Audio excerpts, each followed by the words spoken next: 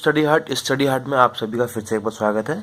तो बच्चों, जैसा कि हमने अभी तक देखा कि हम वन वर्ड सब्स्टिट्यूशन अभी तक पढ़ रहे हैं, ठीक है। जो हमारे एसएससी का एसएससी सीजीएल हो या एसएससी सीएचएसएल हो 10+2 जिसे कहते हैं, ठीक है, उसका एक इम्पॉर्टेंट पार्ट है, ठीक है। तो और एसएससी के एग्ज़ाम में एसएससी सीजीएल 2017 में ज़्यादा दिन भी नहीं बचे हैं, उसका शायद मार्च में नोटिफिकेशन आ जाएगा। तो कुल मिला के हमारे पास 3 या 4 महीने हैं, ठीक है। स्टडी हार्ट का पर्टिकुलर ये टारगेट है कि हमें एटलीस्ट 1000 प्लस वन वर्ड पढ़ने हैं, ठीक है। तो हमें करना क्या है, उसके लिए हमें सबसे पहले वो वन वर्ड पढ़ने हैं जो सबसे ज़्यादा इम्पोर्टेंट है। आपने देखा होगा एग्ज़ाम में हमेशा एक ना एक वन वर्ड ऐसा आता है जिसमें साइड से रिलेटेड कुछ होता है। मतलब साइड मतलब बच्चों मैं आपको बताऊंगा, मैंने ऐसे 10 इम्पॉर्टेंट वन वर्ड निकाले हैं आज जो एसएससी सीजीएल एग्ज़ाम में आते ही आते हैं, ठीक है, जिनकी प्रोबेबिलिटी बहुत ज़्यादा होती है एग्ज़ाम में पूछे जाने की, ठीक है। तो हमें आज उस पर बात करनी है, ठीक है। तो उसके लिए हमें करना क्या है, हमें सबसे पहले वो वन वर्ड पढ़ने हैं जो एग्ज़ाम में आते हैं, ठीक है। तो वो मैं देख रहा हूँ आज कुल मिला के 12 या 15 वन वर्ड हैं, पर बहुत इंपॉर्टेंट है, बहुत ज़्यादा इंपॉर्टेंट है। हमने अभी तक 33 वन वर्ड पढ़ लिए हैं, तो आज ये 15 हो जाएंगे, तो हमारे टोटल 50 लगभग 50 के आसपास वन वर्ड हो जाएंगे। और इन वन वर्ड्स को आप सारी कॉपी में नोट करते रहिए, इनके बहुत ज़्यादा चांसेस हैं आपके एसएससी सीजीएल एग्ज़ाम में आने की, ठीक है। और जैसे कि आज 31 मार्च हो गया, 31 जनवरी हो गया है, तो अब पूरे मंथ की करंट अफेयर पढ़ाने का भी टाइम आ चुका है, ठीक है। तो आपको जो कमिंग संडे आ रहा है, ठीक है, उस संडे में आपको 1 जनवरी से लेकर 31 जनवरी तक की जितने भी इंपॉर्टेंट क्वेश्चन है वो मैं आपको दे दूंगा करंट अफेयर के, ठीक है। पर उसके लिए आपको क्या करना होगा, स्टडी हार्ट चैनल को सब्सक्राइब करना ना भूलें, ताकि आपको लेटेस्ट इन्फॉर्मेशन सारी मिलती रहे, एग्जाम रिलेटेड सारे मटेरियल्स मिलते रहे, ठीक है। और डेली एक वीडियो आपको मेरी तरफ से मिलता रहे, ठीक है। चलिए शुरू करते हैं आज का वीडियो बिना टाइम वेस्ट किए हुए। पहला वर्ड है बच्चों, किलिंग ऑफ वंस ब्रदर, मतलब अपने ही भाई की हत्या कर देना, उसको क्या बोलते हैं, ठीक है, ठीक है। किलिंग ऑफ वंस ब्रदर उसको बोलते हैं हम लोग बच्चों फैक्ट्रीसाइड, FRATRICIDE,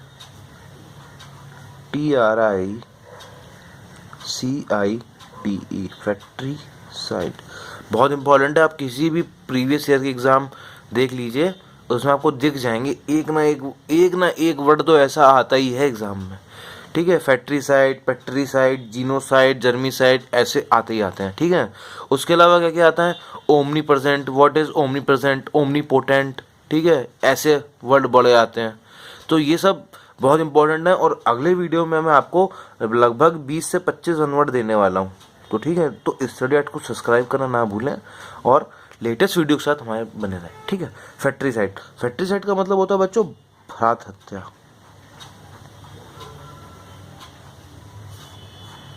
ठीक। दूसरा वर्ड क्या है, दूसरा है एक्सटर्मिनेशन ऑफ रेस और कम्युनिटी, मतलब बहुत सारे लोगों की एक साथ हत्या कर देता, उसे बच्चों हम लोग कहते हैं जीनोसाइड।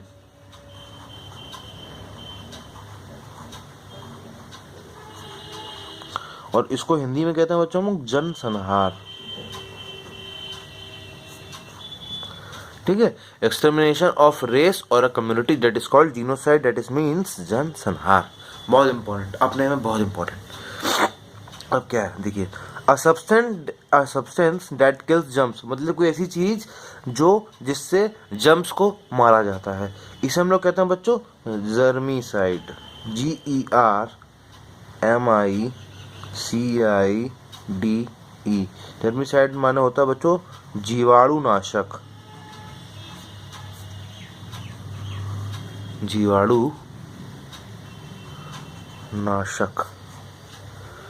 ठीक है। ये हो गया हमारे 3, बहुत इंपॉर्टेंट है, बहुत ज़्यादा इंपॉर्टेंट है।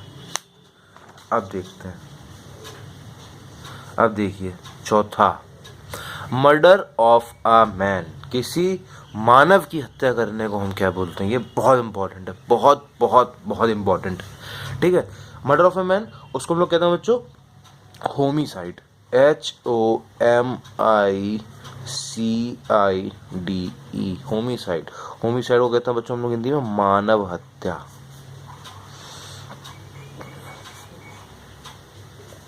ठीक है।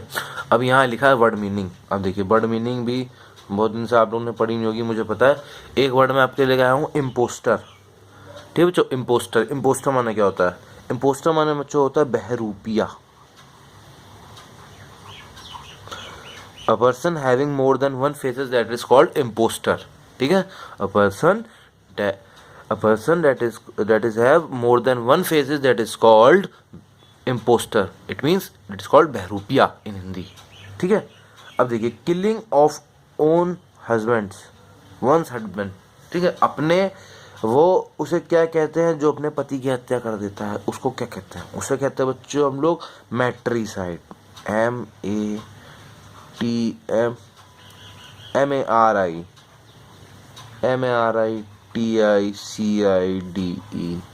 ये हम लोग कहते हैं पति हत्या। ठीक, ये सब बहुत इंपॉर्टेंट है, एसएससी एग्जाम में पूछे जाते हैं, तो हमें इनको तो याद करना ही करना है। ठीक है। अब देखिए क्या है, killing of both the parents, मतलब उसे क्या कहते हैं जो अपने दोनों माँ बाप की हत्या कर देता है, उसे हम लोग कहते हैं जो पैरिसाइड। PARICIDI। ठीक, killing of both the parent that is called parricide.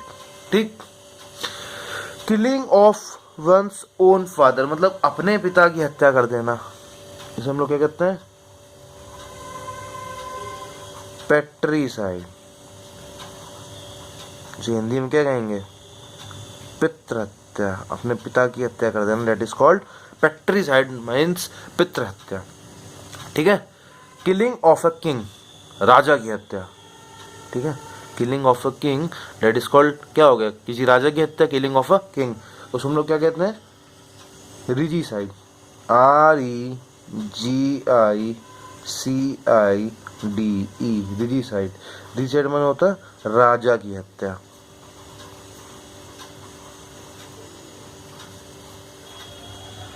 ठीक, जो 8 इंपॉर्टेंट हो गए हमारे ये वाले। अब देखिए अब क्या है, killing of one's own sister, मतलब अपनी बहन की हत्या कर देना। ठीक है, इसे हम लोग क्या कहते हैं बच्चों? सोरोसाइड। सोरोसाइड मतलब बहन की हत्या।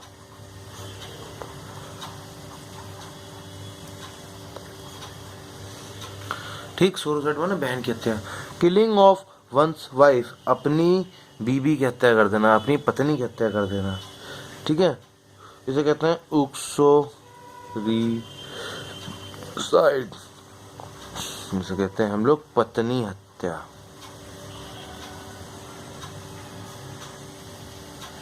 ठीक, तो यहाँ तक के सारे साइड से रिलेटेड थे, जितने भी थे, killing of both the parents, killing of father, killing of king, ये सब तो वहाँ तक थे। अब ठीक है, अब यहाँ से थोड़े नए हैं, मतलब उससे रिलेटेड नहीं है, दोनों दूसरे हैं। ठीक है, इससे रिलेटेड इतने ही हैं, वैसे हैं तो बहुत सारे, पर ये कुछ ज़्यादा इंपॉर्टेंट थे। हम लोग एक वीडियो डिस्कस कर लेंगे जिसमें और होंगे, कम से कम 20 या 30 ऐसे होंगे जिसमें साइड से रिलेटेड होंगे। ठीक है, ठीक, वो भी है मेरे पास, कलेक्शन मैंने बना रखा आपको, आप लोग के लिए।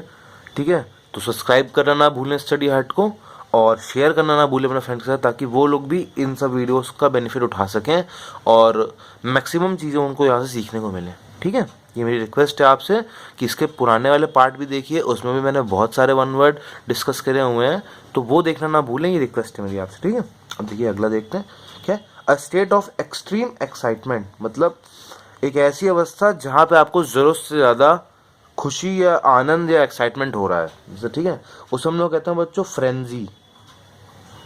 FRENZY, डेट इज कॉल्ड उन्माद।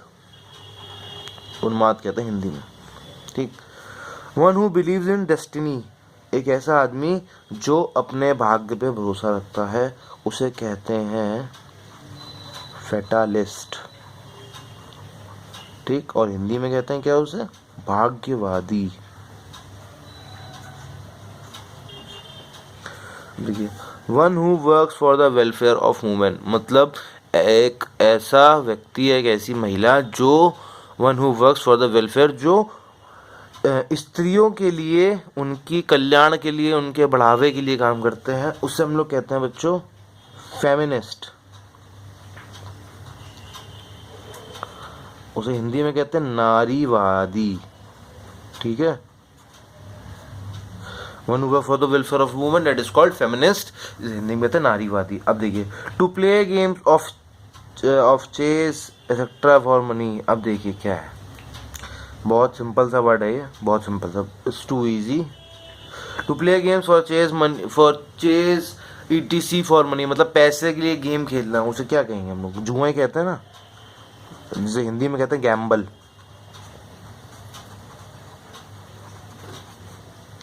ठीक है। तो आज हमारा स्टडी हार्ट का तीसरा पार्ट था, ठीक है। तो आई होप आपको ये वीडियो पसंद आया होगा, जिसमें मैंने बहुत इंपॉर्टेंट आपसे 15-14 वन वर्ड ऐसे बोल्ड करें जिनके चांसेस बहुत होते हैं एग्ज़ाम SSC सीजल में आने के। तो अगर आपको वीडियो पसंद आया हो तो प्लीज़ इसको लाइक करें, सब्सक्राइब करना ना भूलें, ठीक है। बच्चे देख लेते हैं, बच्चे लाइक कर देते हैं, बच्चे कमेंट कर देते हैं, बच्चे मुझे बता देते हैं सर ये इसका वीडियो अगला वीडियो ये बना लीजिए, अगला वीडियो बना लीजिए, पर बच्चे सब्सक्राइब करना भूल जाते हैं, ठीक है। तो अगर आपको पसंद आ रहा है तो सब्सक्राइब करना ना भूलिए, सब्सक्राइब करें उसको, ठीक है।